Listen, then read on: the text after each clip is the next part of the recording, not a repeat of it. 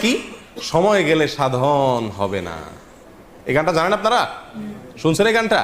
সময় গেলে সাধন হবে না। এই গানটার অর্থ ব্যাখ্যা এত নোংরা, এত নিকৃষ্ট, বিশ্বাস করেন যদি সেটা বলতে যাই তো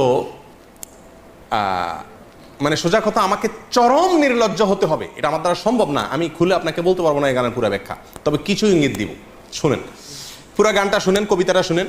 সময় গেলে সাধন হবে না, দিন থাকিতে দিনের সাধন কেন করলে না?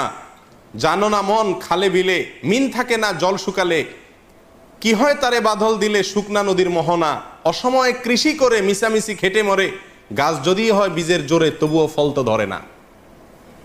এই গানের খোলাসা কথা আমি আপনাদেরকে বলি। বলা হচ্ছে যারা বাউল, যারা ফকির, যারা সাধনা করবে এদেরকে বলা হচ্ছে, আরে বেটা দিন থাকতে দিনের সাধন করলি না, সময় থাকলে সাধন করতে হবে, সময় চলে গেলে সাধন করে লাভ হবে না। সময়টা কি? মেয়েদের ঋতুস্রাব, এর আগের সময়টাকে বোঝানো হচ্ছে। ঋতুস্রাবের আগের মুহূর্তে সাধন করতে হবে, ঋতুস্রাব হয়ে গেলে, মাসিক হয়ে গেলে তখন সাধন করলে আর কাজ হবে না। দেখেন আহমদুল্লাহ কোরআন হাদিসের ব্যাখ্যা তফসির আমার মনে হয় আহমদুল্লাহর চালান শেষ, এখন আবার লালন শাহর গানের মধ্যে ঢুকেছে। এই সমস্ত আলেমেরা, আলেম তো বলা যাবে না, এরা জালেম নামের শয়তান নামের বড় একজন শয়তান।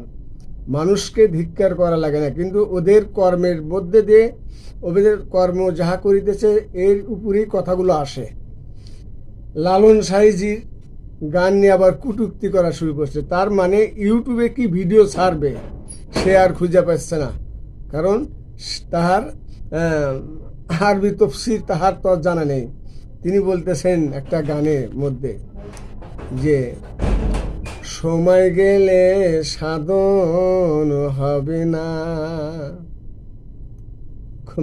মেয়েদের মাসিক যে সময়টা এর আগ পর্যন্ত যদি কুকর্ম করা হয় এই সময়কে বুঝাইছে।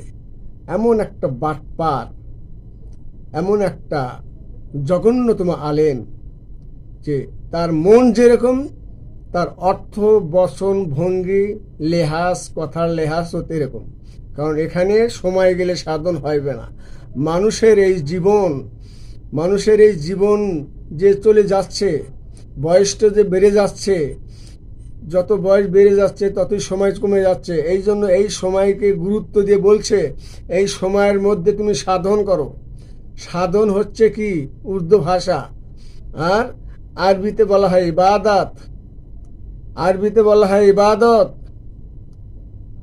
তো ও তো সাধন শব্দের অর্থ বোঝে না। এই আহমদুল্লাহ, এই মোল্লা কিন্তু সাধন অর্থ বোঝে না। সাধন উর্দুতে বলে কি সাধন, আর আরবিতে বলে কি ইবাদত, ইবাদত আরবিতে ইবাদত বলে। তো এই সমস্ত মানুষদের ইউটিউবে আলোচনা না শুনিয়া যারা সত্যর দাওয়াত দেয় তাদের দিকে আপনারা ধাবিত হন, দেখবেন সফলতা আসবে।